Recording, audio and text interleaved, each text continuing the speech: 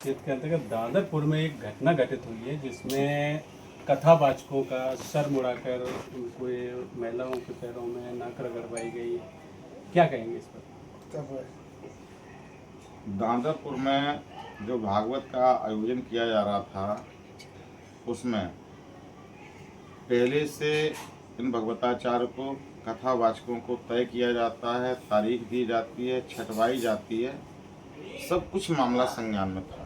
वो लोग आते हैं, कथा कहते हैं, कलश पूजन कराते हैं, मंत्रोच्चार कराते हैं। उसके बाद शाम को किसी तरीके से ग्रामीण जनों को आयोजनकर्ताओं को ये पता लगता है कि ये ब्राह्मण नहीं है, और जैसे ये पता लगता है, कथावाचकों द्वारा बताया जाता है कि मैं ब्राह्मण नहीं हूँ, मैं यादव जाति से हूँ, वैसे ही आक्रोशित हो जाते हैं और उनके साथ इतना अमानवीय व्यवहार करते हैं। जिनका सर घोंटा जाता है, उनकी चोटी काटी जाती है, नाक रगड़वाई जाती है। इसके साक्ष्य के रूप में मैं कह सकता हूँ कि पूरे देश के अंदर अब तो वायरल हुआ है, फोटोज़ हैं उसके। इसको कोई बनावटी घटना नहीं कही जा सकती है, लेकिन मैं अपने शब्दों में कह सकता हूँ कि जाति द्वेष रख करके जिस तरीके से ये एक दूषित मानसिकता है, चूँकि भारत में जाति एक प्रधान है।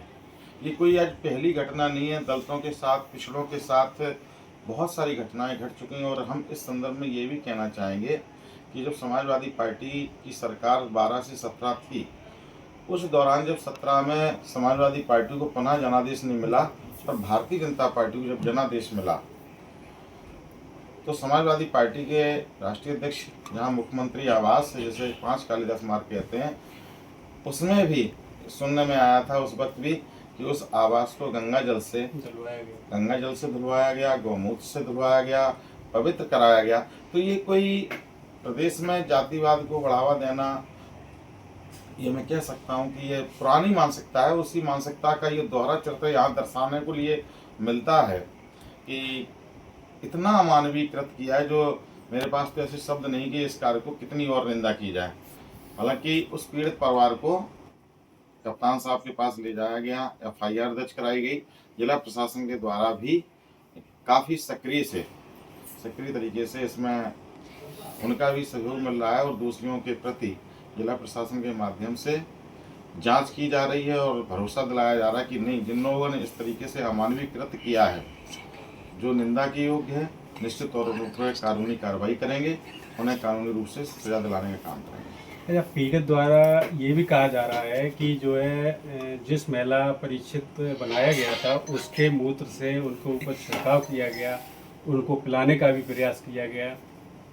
पीड़ित के द्वारा हमारे मीडिया साथियों के साथ, जो समाज के दर्पण होते हैं, जो समाज में एक रूपता चाहते हैं, उन साथियों के साथ पीड़ित ने अपना बयान दर्ज कराया और बताया कि वो इतना डरा हुआ था, इतना डर गया था वो व्यक्ति।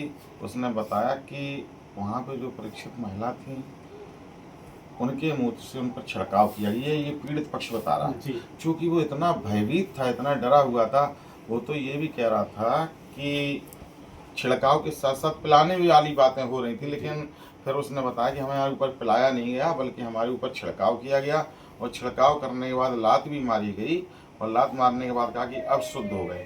पहले तो हम जानते थे गंगा जल से ही लोगों को शुद्ध हुआ करते थे, लेकिन एक नया ये आ गया है कि मूत्र से भी अब लोग शुद्ध किए जाने लगे। बीजेपी जहाँ भारत को हिंदू राष्ट्र बनाना चाहती है, तो ऐसे हिंदू के साथ ये अमानवीय घटना घटित। जब भी कोई चुनाव आता है तो पूरे हिंदुस्तान के लोगों को हिंदू कहा जाता है, लेकिन जब कभी अधिकारों की बात हो, समानता की बात हो, मानवता की बात हो, तब यही समाज जातियों में बांट दिया जाता है। और उसी की ये एक प्रतिफल है, उसी की एक कड़ी है कि जो आपके सामने एक उदाहरण है।